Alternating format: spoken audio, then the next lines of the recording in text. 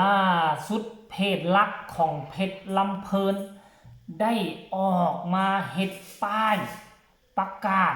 งานวันที่2 เดือนหน้าใส่รูปน้องธิดาลาวยิงใหญ่อยู่ด้านเทิงเคียงคู่กับแม่พรพิรดีผู้บริหารระดับสูงของวงเพชรลำเพลินเป็นที่เฮี้ยมห้อยแล้วสบายดี FC แฟนคลับทุกท่านกันแล้วกันมาพบมาพ่อกันคลิปนี้ถือว่าเป็นเรื่องเล่าที่น่ายินดีที่สุดท่านผู้ชมเป็นเรื่องเล่าที่น่ายินดีและเป็นเรื่องเล่าที่น่าส่งเสริมและสนับสนุนบ่คิดบ่ฝันว่าวงเพชรลำเพลินจะให้เกียรติน้องธิดาลาวขนาดนี้ตั้งแต่น้องเข้าสู่วงการเป็นระยะเวลา 5-6 เดือนเป็นวงหมอลำวงแรกที่ขึ้นป้ายงานขึ้นป้ายโฆษณาให้กับน้องธิดาลาวเนาะ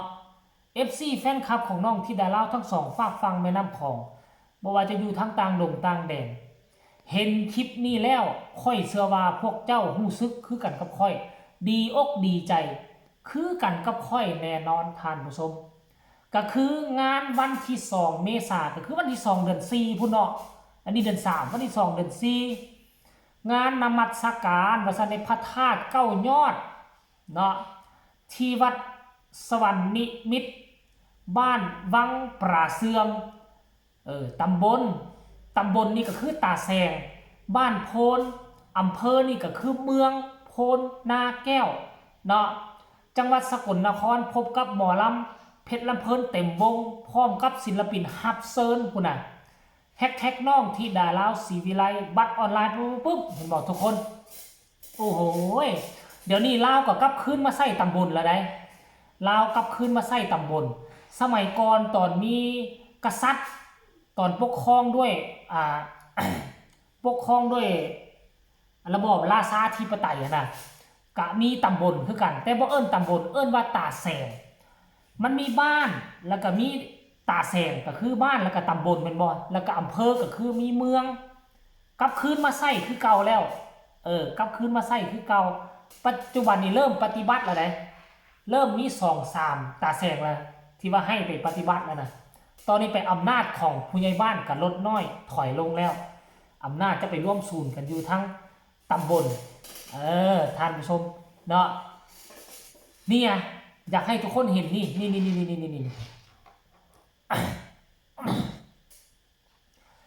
ธิดาลาวรูปธิดาลาวนี่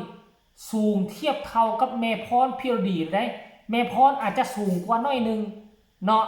ผู้ทับอิฐที่สูงกว่าคือหมายถึงว่าอำนาจสูงสุดก็คือแม่พรทัดลงมาคือน้องธิดาลาวทัดลงมาจึงเป็นน้องนีน่าลูกสาวของแม่พรพิรดีแล้วก็จึงเป็นศิลปินภายในวงรถลันกันมานั่นหมายความว่าเนี่ยเขาให้เกียรติแล้วก็ยกสูงน้องธิดาลาวขึ้นโอ้โหการที่เบิงรูปเบิงโปสเตอร์ป้ายโฆษณานี่ในแวดวงการหมอลำมันตีข้อหมายว่าแบบนี้ได้ทานผู้ชมหมายแต่ว่าทุกคนมีความสำคัญบอกกับมีความสำคัญนั่นแหละมีความสำคัญแต่การให้เกียรติของศิลปินฮัตเซิร์นนี่นะขั้นเขาขึ้นรูประดับนี้นั่นหมายความว่าเขาให้เกียรติเขาเคารพนับถือเจ้าเขาถือว่าเจ้าเป็นผู้หนึ่งที่โดดเด่นในสื่อสังคมออนไลน์ในวงการนั้น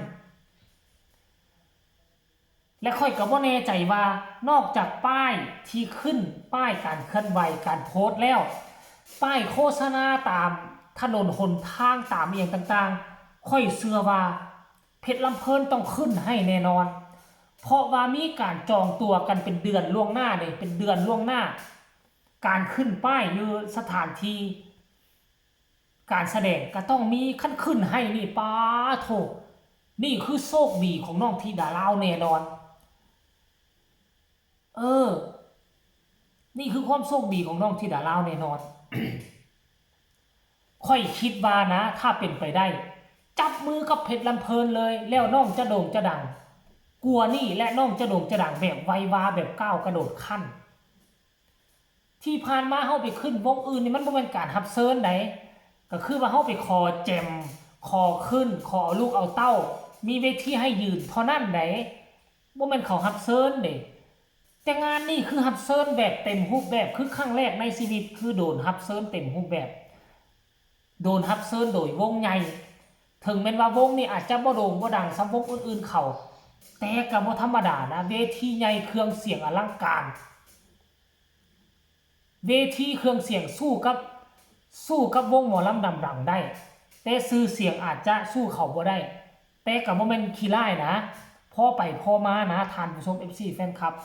เพอน้องที่ดารากับวงนี่อาจจะอยู่นํกันยาว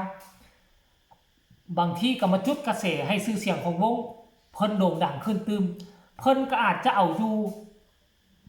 ยู่ในนาที่นี่บ่หมายความว่าอยู่นํกันตลอดอาจจะร่วมงานกันไปตลอดวงนี้มีงานอยู่ใส่อาจจะได้ที่ดาราไปขึ้นร่วมแล้วเพอการที่น้องที่ดาราได้มาขึ้นวงใหญ่ขนาดนี้อาจจะมีการมีงาน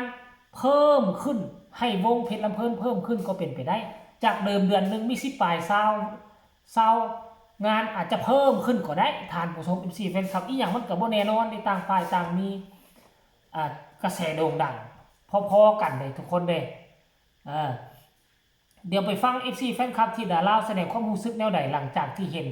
โพสต์นี่ของทีมงานเพชรลำเพิ่นเพิ่นโพสต์ออกมาเนาะรอซื้อบัตรกลุ่มปิดแล้วเด้อว่าซั่น